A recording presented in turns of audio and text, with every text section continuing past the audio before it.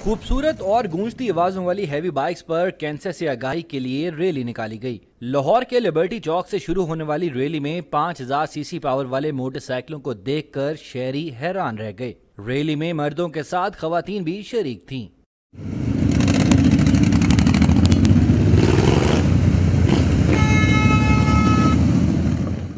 Rally में शरीक motorcycle सवारों ने गुलबर्ग और शहर के दीगर इलाकों का चक्कर लगाया। इंतजामिया के मुताबिक इसका मकसद कैंसर से मुतालिक आगाही फराहम करना है।